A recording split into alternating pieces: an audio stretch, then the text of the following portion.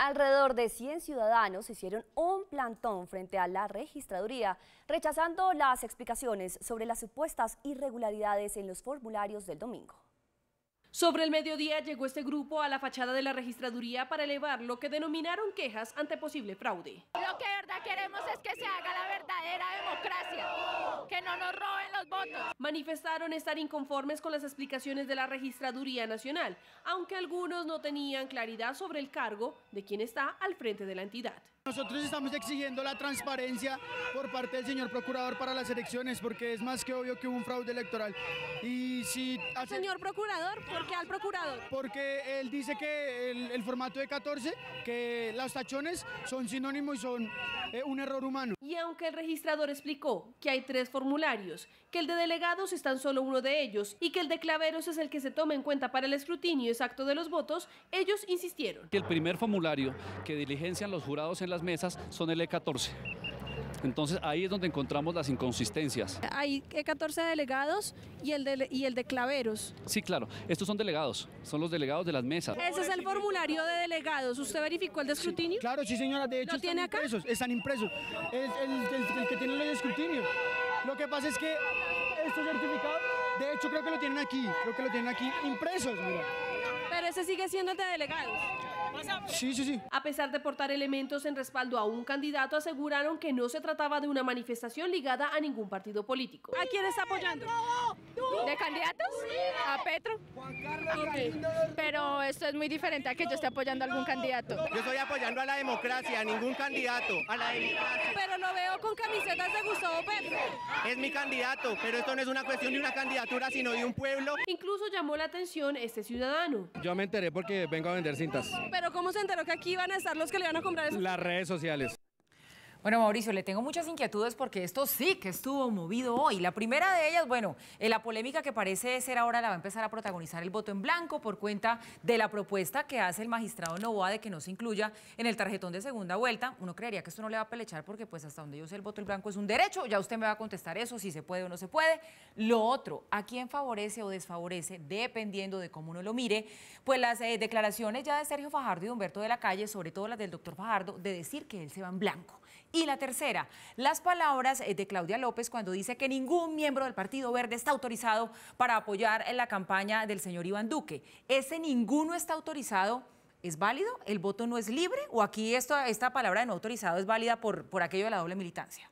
Si se me olvida alguna de las preguntas, me acuerdo. Yo se las recuerdo, pero es que esto estaba buenísimo, había que hablar de todo. Sí, no, pero empecemos por partes y usted ahorita me va soplando.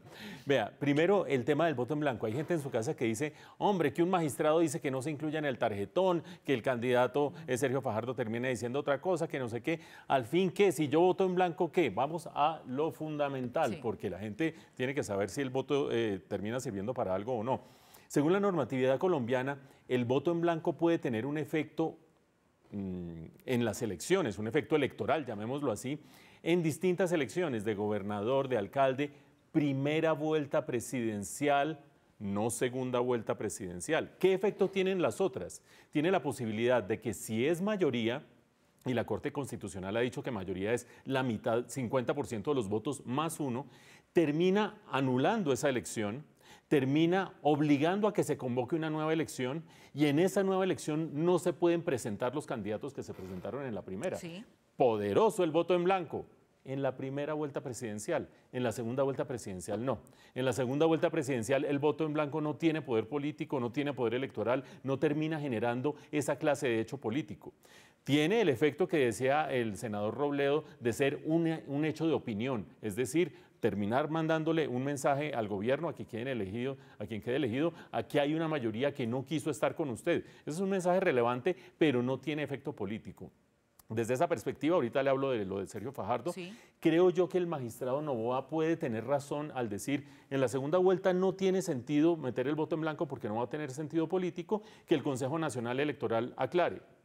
Punto y aparte, dicho lo anterior, suena muy raro que un magistrado empiece a intervenir en esta clase de discusiones cuando desde el año 1990 en la segunda vuelta presidencial siempre ha habido la casilla del voto en blanco y cuando el magistrado Noboa militó hace mucho tiempo en la alianza del M19, lo cual está perfectamente bien, pero eso me lleva a su segunda pregunta y es que mientras más masivo sea el voto en blanco, hay quienes piensan seguramente ese voto en blanco se iría más hacia Gustavo Petro que hacia Iván Duque, por aquello del tema de las resistencias que generan ciertas figuras políticas, y por lo tanto, si yo tengo opción de poner voto en blanco, sería un voto menos para Gustavo Petro. Hay quienes piensan así.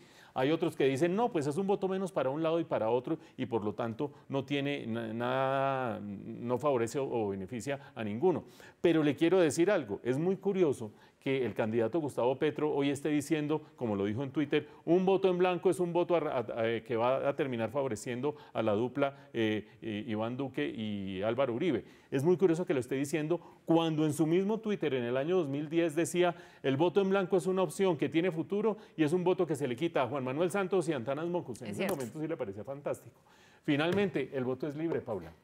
Y yo creo que cualquier persona que esté metida dentro del movimiento de los verdes o dentro del movimiento de la Coalición Colombia o el movimiento ciudadano o cualquiera de los que terminaron formando esa Coalición Colombia, que oiga a uno de sus figuras tutelares diciéndole, usted no puede votar por no sé qué, ese movimiento es esencialmente libre, más libre que el de Petro y más libre que el de Iván Duque. Y con esa libertad que venga un dirigente político a decirle lo que tiene que hacer, creo que lo que hace es espantarlos para que voten por otro lado. Bueno, pues interesantes reflexiones, Mauricio. Gracias.